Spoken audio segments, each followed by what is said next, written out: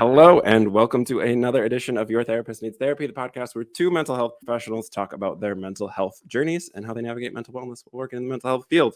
I'm your host, Jeremy Schumacher, licensed marriage and family therapist.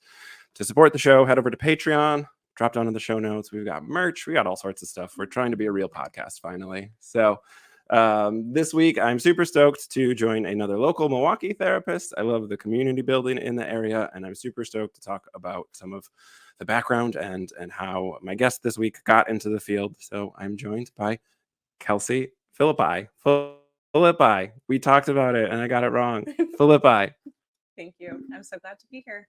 And I love the connection. I've had Emily, who you work with, Alexi on the podcast in the past, doing groups together. So like this little community we're starting to build in Milwaukee, which is really nice. And I love pulling people on who have different backgrounds and specialties than me to talk about how people can connect to resources in the area. So super stoked to have you. I am so thrilled to be here. Yeah. Emily talked about her experience and just had such wonderful things to say. And you're about to run a group at ERA. So yes, I'm stoked to hear how it goes. Yeah. And we'll maybe talk about that a little bit later. Yeah. I always start with the same question, which is, how'd you get into the field of mental health? Oh, it is a non-linear journey, like so many of us. I actually started as a wildlife biologist and worked in wildlife ecology for about 4 years, and then took another non-linear shift into working in fertility for 4 years. And there were a lot of overlaps in some of the things that I was seeing, both in wildlife ecology and in fertility, sort of ironically, unexpectedly. Those don't seem like things that would overlap all that much. Right. But there was a lot of internalized taboo or stigma, Sure. shame, feelings of isolation, of not feeling like someone was understood. And when I worked in fertility, I worked in the front desk for about 6 months, and I would see people change in the waiting room over the course of their treatment. So you could really see that physical shift in energy and despair and grief. And since I had left the field of wildlife ecology, I actually saw the same things happening in my friends and my former colleagues, of not necessarily having the words to frame the experience that they were having, but definitely not feeling understood and having this really ambiguous grief happening. Yeah. So I decided to go to grad school because it was the middle of the pandemic. And sure. It actually was the very beginning of the pandemic. And I thought, what better way to deal with the world ending than to add grad school onto a full-time job? So I did. And I had been thinking about it for several years and hadn't had the confidence to apply. Sure. And I just did. Yeah. And I got in. It was great. So I finished up at Northwestern in March of 2023. So I've been doing this for full year now. Lacking the confidence and then getting into like a big time school, like that imposter syndrome, right? Oh yeah. Just challenged it head on. Yeah. It was the only school I applied to. Nice. And I really lucked out. Yeah. I had a great experience, really lovely mentors, wonderful classmates. I did the online program, which was really important to me because it was during the pandemic when everything went virtual, and they had an established online program before the pandemic. Sure. But also I didn't know where I was going to live. Yeah. So I grew up in Chicago. I lived in Chicago. I knew I didn't want to stay in Illinois, but I wasn't sure where I was going to end up. And so for licensing, I thought, oh, this school has connections everywhere. Yeah. I will go here. Yeah. And so now I have a really strong referral network across all the states, which is awesome. Yeah, that is very cool. And I'm biased because I'm a Big Ten alum. I went to University of Minnesota, but like I went to undergrad at IU, so yay. But yeah, I mean, there's something to be said, I think, about finding a school that's a good fit. But as we are professionals and get out into the field, there's a lot more to be said for a school that has good name recognition. Like I did my master's at Marquette, which is not a small school, not well known, but everyone cares that I went to Minnesota because it's such a big psych school. Yeah. So like when I talk to people in the profession, like, oh, you went to Minnesota, still carries a lot of weight. And like, I don't know. I think that's meaningful. I think so too. And I think that, my undergrad degrees, I have a BA in anthropology and a BS in animal behavior. And although those aren't clinical mental health related, Yeah. they inform a lot of how I practice. Sure. Using ecology as a way of informing how we, as part of an ecological system, exist, Yes. and Yeah. we as animals exist, is a really important part of my practice. Yeah. And I was so stoked to see that background and see kind of how you took that and found your way into the field, because I approach it from a different perspective, but I went to grad school and got my post grad right away in marriage and family therapy. And so it's we study cybernetics, we study systems thinkers. Like family therapy grew out of anthropology. And so it's like this weird, like you took this different route. You took kind of a literal route of having anthropology and animal biology, but like family systems grew out of that field in the 1950s in the first place. Like we'd say cybernetics now and we think computers, but that was really about how do we get systems talking to each other? Because Yeah. back in the day, the computers had to be like plugged into each other. Yes. And so it's so fascinating, I think, to hear kind of like the practice you're doing and your approach, because it makes a lot of sense to how I was taught. I was just taught like, oh, this grew from this field, where you kind of were in the fields and made those connections yourself. Totally. Yeah. I kept being like, oh, I feel like I'm close, but I'm not quite Sure. where I want to be. And then when I landed in mental health, I was like, this was all headed this direction. I just had no idea Yeah. this is where it would end up. Yeah. And so still working with the perinatal specialty. Yes. Yep. So I still work with a lot of perinatal clients. I love that life stage. Mm-hmm. So much transition happens Mm-hmm. in terms of the socio-ecological system, Yeah. intracyclically, interpersonally, community-based, systems-based. Mm-hmm. So that is one of my favorite stages of life to work with. Yeah. I have a lot of folks who find me for climate psychology concerns as well. Yeah. Because of my background in wildlife ecology, I really draw in a lot of that into the work. But also kind of generalized anxiety, depression, mood disorders, the usual. Yeah.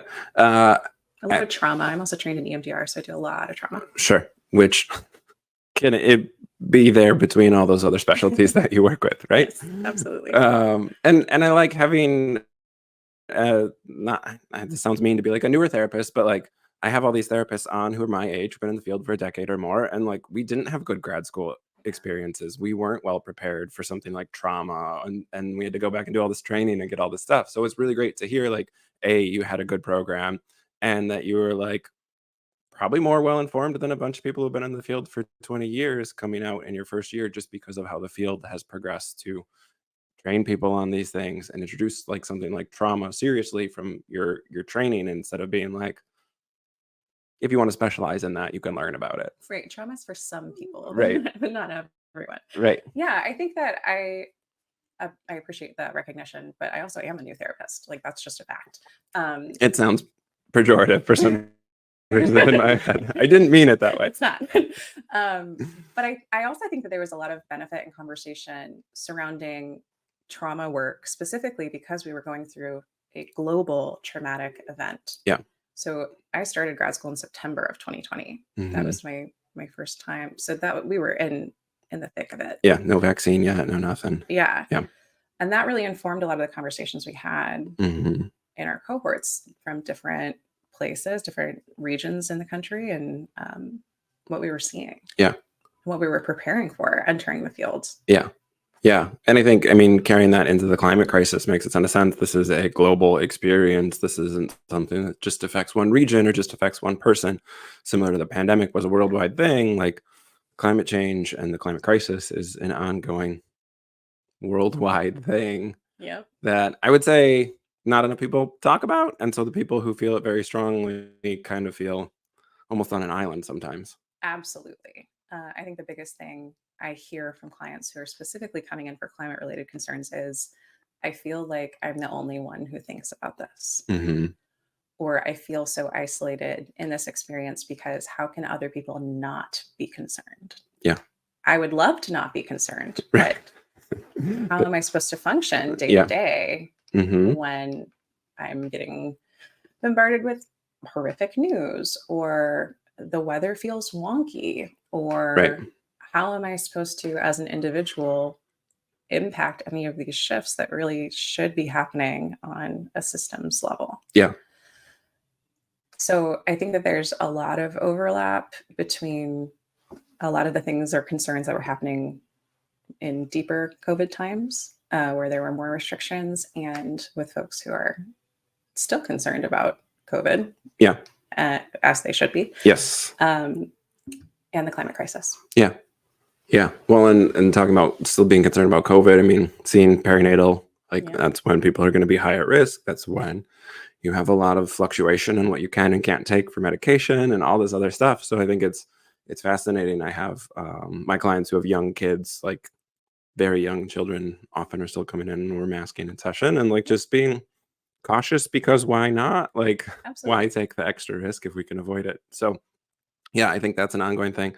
The climate crisis, I mean, even just hearing how you talk about it, like makes so much sense for the anthropology background and like looking at it as an ecosystem of like, right, this stuff doesn't happen in a vacuum. We're in Wisconsin. We had a 70-degree day in February. Yeah.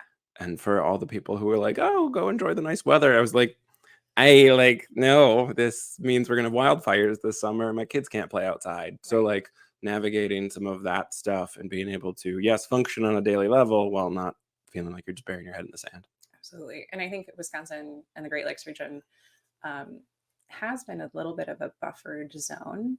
Mm-hmm. So unlike our friends in California or Colorado or even in the Southeast that or kind of all over the edges of the country that have had more direct climate related crises, Wisconsin really hasn't had too many, Right. Relative to those other places.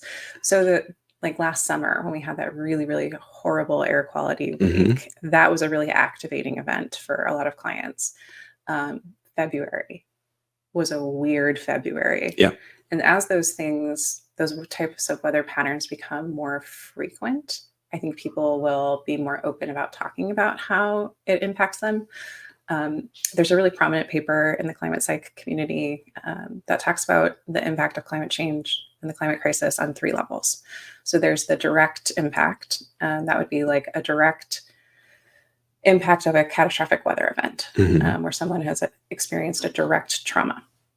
There's indirect effects, which are those really kind of wonky weather days. Something feels kind of off. I don't really know. I can't go ice fishing because there's no ice, and that's my winter coping strategy, and that's no longer available to me. Right.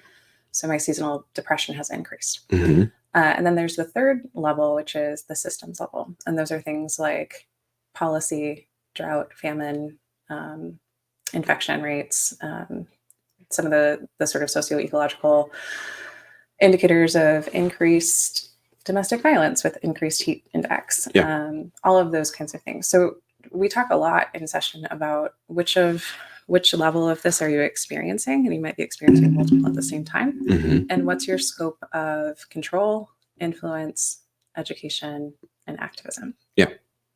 While also still honoring that you need to take a break to process what it is that you're feeling. Yeah. You get a lot of people who have a lot of activism burnout. And that's an important thing to recognize so that there can be sustainability in the process moving forward. Yeah. Yeah. And that the systems work just weaves in and out of all of that because you need the system of support when you're working with activisms to avoid that burnout. And so that you're not trying to do it all yourself. You need systems of support to connect and take those breaks. And like so much of that stuff is, that's why we do this work. It's complex, right? Yeah. What was I'm just gonna do a hard left turn here. Okay, great. What was kind of your interest in like wildlife? Was that a thing that you were always interested in as a kid? Like were you outside a lot? What was kind of that like, I think I want to study this? I was always outside, as much as I could. I grew up in Chicago. I joke that I left at every opportunity because I needed to be outside. Sure. I was a summer camp kid. I had a really amazing experience growing up and going to summer camp in a place where we had 1,000 acres of land that was adjacent to a national forest. So I always worked with animals. I was a horseback riding instructor all through high school, and after college I took a gap year between high school and college and was an outdoor education instructor at that same place. It was really, really formative for me. And I have a lot of gratitude to all of those folks who I used to work with, because I needed to be outside. Everything made more sense when I was outside. Yeah. And then I went to school. I thought I was going to be a folklore and ethnomusicology major. Okay. Super usable. Very applicable. Bachelor's degree, right? So I'm one of those people who has a lot of interests all the time. I want to do everything. I want to know everything. I'm insatiably curious. Mm-hmm.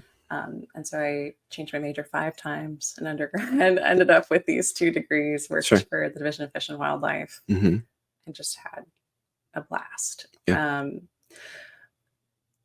So that's where it started. And then I ended up working for Indiana DNR while I was working for IU, Indiana University, in a lab doing research on seasonal patterns of aggression in tree swallows. So I've always had this interest in like the endocrine system and stress and fecundity, and it just sort of has woven its way from species to species. Yeah.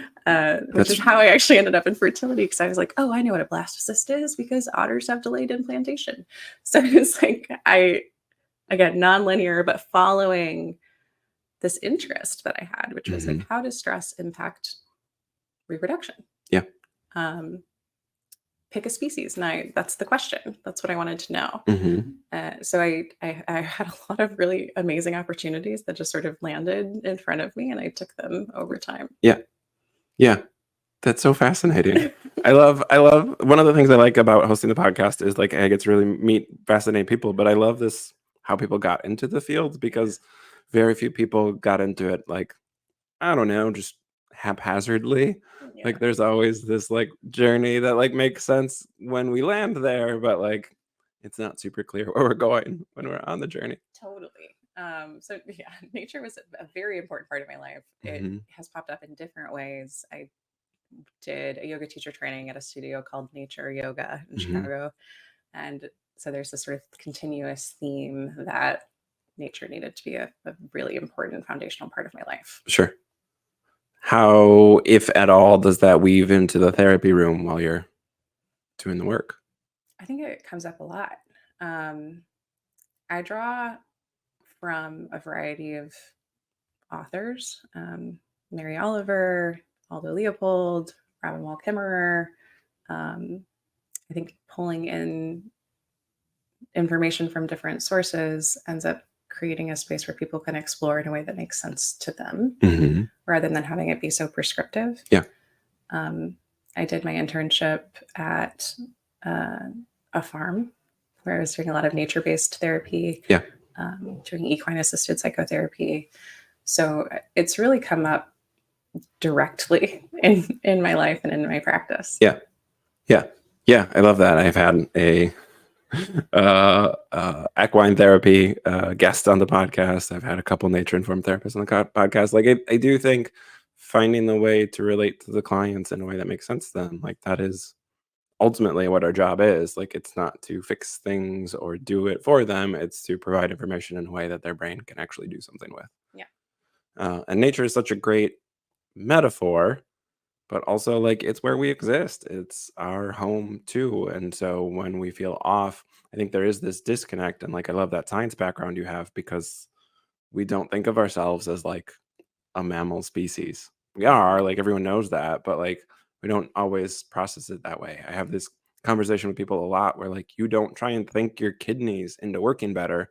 Why are you trying to think your brain into working better? And it's always kind of this light bulb moment of like, oh yeah, that's dumb, but like we're kind of socialized to think our brain is special and we can like think our way out of everything. And then we ignore our environment, or we ignore like the physical space that we exist in. Totally. And that leads to a lot of problems. It sure does. So one of the other things you do, I know over at Air Wellness, is you run some groups. I do. You want to talk about? So fun. Yeah. I started doing a series called Navigating Holiday Bullshit, because the holidays are hard. Yeah. And a lot of stuff comes up, and they're hard for a lot of reasons. And so we wanted to address that head on and create a space of going through some skill sets. We drew a lot from DBT skills, for each of those workshops, and folks really liked it. Yeah. They responded really well to it. They felt like there were other people who experienced similar holiday frustrations or senses of overwhelm or expectation setting. Yeah. And so a lot of work around boundaries. And then I started this other group with Lisa from Orchid Chinese Medicine. She's an acupuncturist, and we now run monthly moon circles. And those are amazing because she does many acupuncture sessions, and we do a lot of theming around nature as well. Yeah. So with each lunar cycle, there are specific elements that we draw from traditional Chinese medicine, as well as from kind of nature-informed practices at the time. And then we talk about some of the archetypes that might come up throughout a variety of different myths, depending on where you are in the Northern Hemisphere at that time. Yeah. And then we have some guided journaling prompts, so folks can do some introspection. The moon illuminates a lot for us in a different way. So this is a time to explore some of those things that are illuminated in a lunar cycle that aren't illuminated in a solar cycle. Yeah. And then there's an opportunity to share and connect, but folks really can do whatever they want with that information. Yeah. They can keep it internally. They can reflect on it and meditate on it. They can look over time at what might have shifted between cycles. Yeah. And they've just been really fun. Yeah. Yeah. And I love this stuff. I think you're the second therapist I've had on the podcast who does something around the lunar schedule. But for me personally, I was raised in high control religion. And once I left religion and started working with religious trauma, like connecting back to nature was really important to me. It was something that like religion taught me not to do because I would think I was naturally interested in it. My ADHD does really well in nature. And so it's one of those things that like reconnecting with. I found a group of like lovely pagan folks that I connect with and like just learned about all this stuff. I have a 6 and a 3-year-old. I talk about this huge like gap in my science knowledge around space because like as a very conservative Christian, like we just didn't do that stuff. We learned Bible stuff. We didn't learn science stuff. And so I have this huge gap. So like it's fun for me to engage with it. It's fun to like have a thing that we can celebrate with our boys. We're not doing religious holidays. We can do the equinoxes and all that stuff. And for me, it feels like very like connective and genuine and authentic in a way that like, I don't know. I'm going to throw some shade at religion. But like, you know, dyeing eggs on Easter because Jesus rose from the dead never made any sense to me. Yeah. Whereas like, oh, it's springtime, things are blooming, we can do pastel colors and that stuff because it makes sense because that's what's going on in nature. Yes. So like that stuff just feels so much more authentic and like approachable. I feel good teaching my children about it instead of like, oh, I don't like this. So I think it's I'm like learning about that world and starting to connect. And I think it's really lovely for like people who care about nature and like having that lunar cycle and keeping track of like I follow the wheel of the year. So those midpoints between the equinoxes and then the equinoxes, like I find it very grounding. Sense. Yeah. It just makes sense. Yeah. And I also find it very grounding. To like go outside and see the full moon, like, right. It's a thing I can like connect with in this moment right now. Totally. And I think that more and more people are coming back to that. There's sort of a homecoming happening of re-grounding into a way of recognizing time that isn't the Gregorian calendar. Or like the work schedule. Or like the arbitrary nature of a 9 to 5 kind of thing. Yeah, Lisa and I were talking a lot because we started these moon circles with the January full moon. And both of us we were like, oh, I don't know, but like January is not a great time to start something because we're in winter. Right. We are wintering. Our energy is low in the Northern Hemisphere because that's the time of year it is. Right. When we talk about like New Year's resolutions, the new year astrologically, energetically, really happens in spring. Right. Yeah. So we sort of just had the new year. So if starting New Year's resolutions or New Year's intentions didn't feel right in January, it's because you were still in the resting period. Yeah. A lot of animals hibernate. We would like to hibernate. I would love to hibernate. It's cold here. We don't want to expend a lot of energy. Yeah, and that's the time of introspection. When we talk about wintering, it's really, what do you see in the darkness? Yeah. Can we rest? What is it like for you to rest? Mm-hmm. And now, as we have hit the equinox and are headed towards the summer solstice, what might growing and blooming and tenderness feel like? Mm-hmm. Can we hold and protect some of that alignment that we have right now as we head towards more intense energy with more sunshine? Yeah. So, what does it feel like to move out of a more moon ruled space into a more sun ruled space? Mm-hmm. Lisa would call that more of a yin space into more of a yang space. And how can we honor that shift internally and in our relationships? Yeah. Yeah. And I love blending some of these traditional practices from other cultures, because again, like, nature is a global experience, and so your nature in the northern hemisphere, in Wisconsin, wherever, is local. Yeah. But like, everyone goes through the shift of seasons. The season change of seasons is something people experience everywhere, and so it's really connective, and you can draw from your cultural heritage or learn from other cultures and honor those things in a way that is, I think, really nice, and again, like, genuine and authentic in a way that, like, can be kind of dry and almost like, I don't know, lifeless when we're just looking at some of the science behind it. Mm-hmm. And so, like, again, this idea of like connecting to that stuff in a real way and showing up and like experiencing it instead of just reading it in a book or knowing it as a data point, but like actually experiencing it in the moment is what I think is so helpful. And I think that's what so many people are trying to reconnect with. Yeah, I think so too. That mindful intentionality Mhm. in the way that they move through the world. Yeah. And at least for, I'm a millennial, pretty much right in the middle of it. I was gonna say elder, but I'm really not an elder millennial. I'm a regular aged millennial, and younger, but like, we know religion is becoming less important. And like, I'm gonna get on my soapbox for a minute here because I'm a religious trauma specialist. But like, religion, people are leaving religion in record numbers, and like, they're looking for stuff. So things like skeptical witchcraft and like, I'm an atheo-pagan, so like non-theistic paganism, stuff that like makes sense to all this science knowledge we have. So we're not like pretending or we're not making shit up, but also we're engaging with something that is like real and authentic and genuine. And I think like that's why some of that stuff is on the rise. It Mm-hmm. makes sense that there's these cultural spaces that are shifting all at the same time. And then again, when we zoom out and use our like ecology lens and look at systems, like, oh yeah, like humans are shifting together. So looking at this data point on, oh, people are leaving religion, like, oh, people want to connect with nature, like those things make sense in conjunction with each other. Yeah. And I think historically, religion has been a source of community. Mm-hmm. I grew up very religious as well. I am no longer a practicing religious person, and identify more as spiritual. And a space like a religious space or a church offered a lot to people at one point, and it is no longer functioning in the same way, but people are still seeking community. Yeah. Because when we zoom out to the ecology perspective, we're a social species. Mm-hmm. So we rely on each other to have our needs met. Yeah. And that's what community is being able to balance and offer and also receive. Yeah.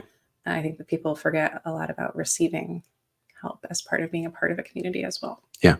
Yeah. And so I think, yeah, like the return to nature and like even like the growth of yoga in the past 20-25 years, like a lot of that stuff is like people wanting to connect to their bodies, wanting to connect back to nature. Like, religion providing community is great, but religion taking people out of their natural experience, I think, is less good. Obviously. Yeah.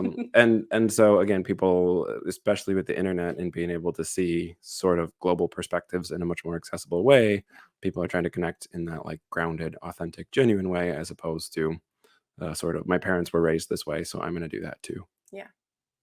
Which is cool.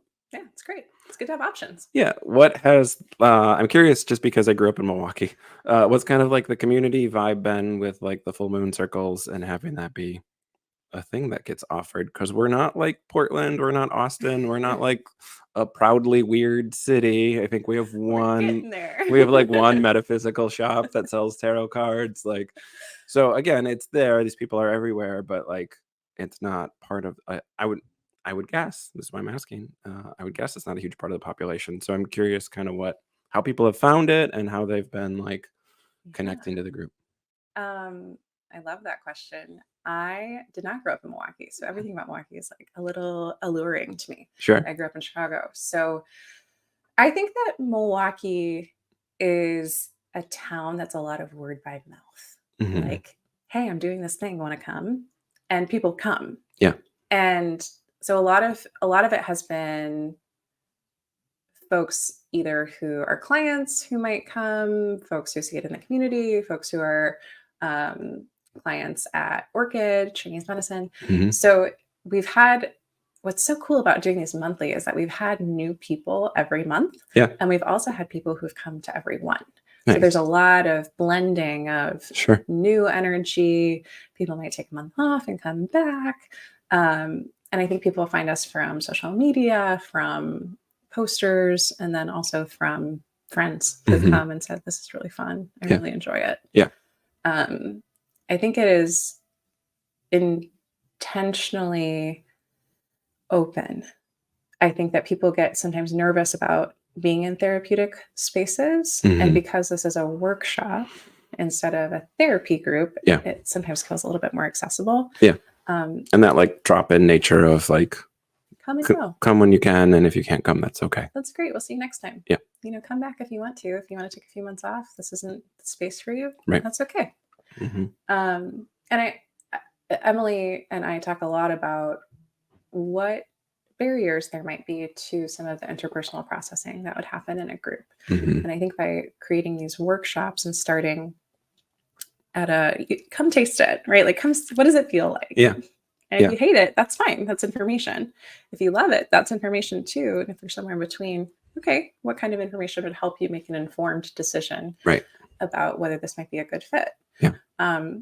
So some people have come scoping out like what it would be like to go to individual therapy. Sure. Some people are like, I really want to do a therapy group, a closed group, but I feel nervous about it. And some people are like, I would love the idea of a therapy group, but I can't commit for an 8-session closed group. Right. Like, my life is not conducive to that. Yeah. And I think this has been a really good way of kind of testing what works, testing what energy it takes as a clinician to facilitate, and then also like generating information, generating interest, and really practicing. Yeah. Well, and I love therapy groups can be really powerful, obviously.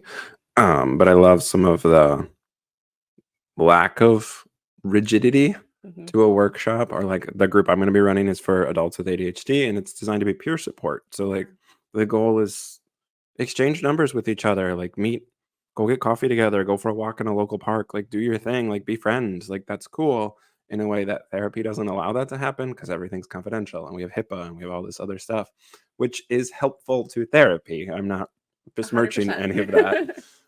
But like it is hard for people who want to like something like a full moon circle, like people who want to connect with other folks who are like minded around nature and wanting to like connect and honor that space. Like, where do you find those people? And if you find them, like, how do you meet with them in person? And so like creating some of these spaces where people can find their community, like I think that's really needed. I think that's the pandemic made it apparent we don't have enough of those spaces. Yeah, absolutely. And people who are curious about some of those more sort of like quote unquote fringe integrative models, like what is acupuncture? Could I try it? What if I don't want to do that? Okay, totally. Right. You've got 2 other options. You can do none. You could do ear seeds, which are more like a little sticker that are an acupressure point, or you can do needling. And Lisa does a really beautiful job of explaining the auricular points and why and what they're connected to. And I think it helps folks conceptualize their body and their energy in a different way. Yeah. Yeah. It's so cool. It's very cool. I love doing them. Yeah. I love it's just like I've been in the field for 15 years, which like seems so wild for me whenever I say that. And like at this point, like I own my own business. I really like practicing the way I practice, but also acknowledging that like kind of the grad school model we're taught of like commit to one form of therapy and then do that with all of your clients. Like for most of us who've been in the field for a while, we learned really quick that doesn't work. Yeah. But I also love kind of this push away from like the medical model and to be like, I've had a bunch of therapists on who do walk and talk therapy. Like, I Yeah. love that. That makes so much sense. We have so much science that backs that up. But because an insurance company isn't going to reimburse for it, we don't do it. Like, that's silly. So I think like having this stuff, having something where like, hey, there's a therapeutic space and we're also offering acupuncture. If you want to try it out, that's cool. If you don't, no pressure. And like just acknowledging that like wellness looks different for different people. Some people are going to get a lot from acupuncture. Some people aren't. My wife goes to the chiropractor and like I make a joke every time she goes, like they're not real scientists. And like, but it works for her. It helps her. And so like whatever you want to complain about chiropractic or crystals or whatever, and I make fun of crystals a lot. I like to like just say like, yeah, but if it works for you, like who cares what I or someone else who's a research background wants to say about it? Like, cool. If that's helpful, then do your helpful stuff. Do your helpful stuff. And maybe it's getting yourself in a space where you can process. Maybe there are these sort of, crystals are a great example. Maybe you believe in the metaphysical properties. Maybe you don't. Maybe it's a reminder of being in a space where you felt really held, seen, and connected. Yeah. Amazing. Yeah. And like we know all this psychology around rituals and our ritual brain. I have a guest coming up talking about that. And like if it's a talisman, like if a rock in your pocket makes you feel more confident, like great. Love it. Yeah. Like there's nothing wrong with that. Yeah. I'm skeptical not of people using it for help in their own life, but people profiting off of it in a snake oil salesman or a manipulative sort of way. But like I can say that about religion too. Like I'm not shading crystals, ignoring the Catholic Church. Like when it's done from a predatory space, like I'm gonna have a problem with it. Yeah, absolutely. And I think that there's a lot of like both and, right? Let's use medicine, Right. evidence-based medicine. And also if there's something that works for you, great, let's talk about it. Why does it work? Yeah. Maybe we don't even have to know why sometimes. Maybe it just does. Yeah. And that's great too. Yeah. And I think like for me, I feel comfortable. It's my own bias. I feel comfortable when I can like say, I might not know the scientific reason why this works, but there is a scientific reason that like we could find. And that makes me feel a lot more comfortable than some of the like more metaphysical things, because I think there are things that science can't explain yet, but like it's a weird time in history. History repeats itself because this happened with the Spanish flu in 1920 as well. But like the weird anti-science movement, like I try and be really careful of like science is important. Like we do need to have research. We need a peer review. Like all these things are awesome and helpful and wonderful, and also like not infallible. Right. So like not saying like, oh well, I don't believe in God, but I believe in capital S science. Like no, it's not infallible. Science is a process. Like that's good. That should be the way things work. Yeah. So I think it's, as a practitioner, I would like walk that line of I don't want to encourage stuff where I'm like, oh, I think you're being taken advantage of, or like that's not how your brain works, or like whatever. And also holding space for people to find what works well for them. Totally. I think any of my clients would say that this is probably my catchphrase, but with more information, we can make new decisions. Yeah. And that's a good catchphrase. I'm going to steal that one. I have a lot of catchphrases, but I like that one. Yeah. With new information, we make new decisions. When we know better, we do better. And right now, what we know is what we know. It's evidence-based. It takes a lot of trials to get something considered evidence-based. Right. So yes, there's a lot of benefit in using evidence-based practice. There's also a lot of benefit in using things that are cutting edge or new, that are part of the process of, yeah, it works. We're figuring out why. Yeah. Yeah. And the both and I think of like doing systems work, you talked about like different levels before. But when we talk about systems change, what I was taught is like first order change, second order change, and third order change. First order is like a behavioral change, one person change behavior. We talk about stopping smoking. Great. First order change. Second order change is getting into like a systems change, multiple people changing, a family change. And then third order change is kind of like a principle or like identity change. And that's really powerful. And we don't spend a ton of time there for the most part in therapy. A lot of our work is first or second order change, but it's fascinating to get to sort of that like third order change. And I think like that's where people are trying to like connect with some of this stuff where we're leaving religion or we're finding those things. Like, yes, they want the first order change, they want the behavior change, but they want it to have meaning. They're trying to, I talk about meaning making a lot in my work. And like, it's empowering to acknowledge that we get to make our meaning. Like we Mhm. get to decide what that looks like. And I think for a lot of people, like they're just still trying to sort that stuff. Yeah. And so when we vacillate between those things, we can also look at like there's good research that says walking's great, and the system, the big institutional system of insurance doesn't cover it. And like that doesn't mean walking isn't valid or good. That just means that like there's flaws in our system, that both and mentality of like this rock in your pocket can make you feel good, and someone can't predict your future for you. Like both Right. those things can be true. Totally. And so I think helping clients walk through that space and get comfortable with that space. I know Mhm. I work with a lot of neurodivergent folks, and black and white thinking is really common. But I think a lot of people are taught black and white thinking. And Mhm. so it's one of those things where like navigating that gray area and like learning how to be comfortable there. My brain likes that. It always has. So it feels very natural to me. But like I work with a lot of people around like, yes, both those things could be true. Yeah. And I'm like, what does that mean? Yeah.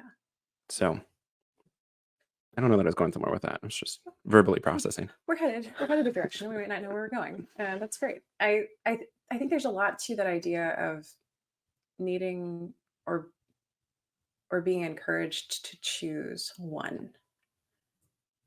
I was encouraged to choose one all the time Hmm. as a kid. Do you want to be a music teacher? Or do you want to be an equine vet? Like, I want to do both. Why do I Right. have to pick? Yeah.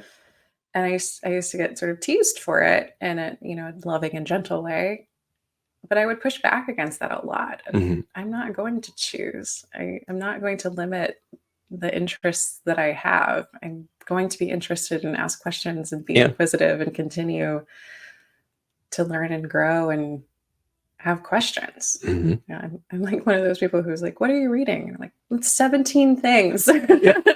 Let me pull out my library bag because it is full of books right now. Many interests, and I'm going to follow all of them. And I think that is another part of neurodiversity that is sometimes discouraged, is find a path and stay on the path. Right. And our brains don't like to do that. Yeah. Well, and that's such a institutionalized system approach of like, there's a right way to do this. And it's designed for some brains some of the time, not for everyone all the time. Yeah, I think that comes up a lot too in client work with the overlap of the perinatal population or reproductive age population and climate work of here's a societally prescribed milestone, get married, have kids. What if you don't want to do that? Yeah. What if that feels misaligned to your internal code of ethics? Of question I hear a lot is how can I ethically have kids Hmm. in a climate crisis? Like, what am I doing? Yeah. How can I do that? And so that's a question that we talk a lot about of what feels aligned for you. Are there ways that you might nurture or nourish in a different way that would still feel fulfilling? Or Hmm. do you really want kids? And Yeah. is that something that feels important to you? Yeah. Um, so that's a question that comes up a lot too. That here is the path. Go Mhm. down the path. This Right. is what you're supposed to do. Yeah. And if you don't, you're not wrong or bad, but let's find meaning in a different way. Yeah. And get into that meaning making space. Yeah. And slowing the process down Mm-hmm. to like acknowledge like I'm being pushed here, but like not by myself. Yeah. There's a pull from society, or my parents are pushing me, or my school's pushing me, or whatever. And like, just that doesn't mean it's wrong. That doesn't mean we need to reject it out of hand, but it might not fit for us. Mm-hmm. And taking the time to be like, oh, I can slow this process down and look at it to make a better decision, or try and gather more information to make a better decision. And like, just check in with yourself. Yeah. So much stuff I think we're rushing. And like, it's so hard to slow down, to be intentional, and like, be okay. Our nervous systems are all wired to be go, go, go instead of Yeah. ramp up sometimes and then slow back down, and then ramp up when it's appropriate and slow back down. Yes. Absolutely. That rest period is critical to the Mhm. recovery. We're not we're not meant to be in activation all the time. Yeah. It's not sustainable. No, especially not about like responding to work emails or, any of Yeah. these other things. Yeah. Whose sense of urgency is this? Yeah. That's a good question. Yeah, for sure. Well, this has been awesome. Thank you so much for having me. Yeah. If people want to learn more about your work, they want to find out when the groups are running, how do they contact you? Where do they find your stuff? You can reach out via arrowwellnesstherapy.com or Google me. Emily's been on the show. So, feel free to reach out directly if you've got more questions, or if you want to schedule a consultation to work with me. I work with individuals and couples. So feel free. Yeah. And Air Wellness has a calendar on the website for the groups, I believe. So we'll have all those links in the show notes to make it easy for people to find. Amazing. Yeah, we've got the next 3 are up. I think that Lisa and I are actually doing the summer solstice one about a week and a half early, given our schedules, but we're going to do it as a how to plan your own, or how to host your own solstice celebration. Nice. So a little more workshop-y, directional, where you can do it yourself. Very cool. Yeah. My birthday is right around the summer solstice, and I have my 3-year-old's birthday is right around the winter solstice. So we're big balance people. We're big fans of the solstice celebrations in our household. Same. Yeah. Very cool. Well, we'll have links to all that stuff in the show notes. Thanks so much for coming on. Yeah, thank you so much. And to all our wonderful viewers, thanks for tuning in again. We will be back next week with another new episode. Take care, everyone.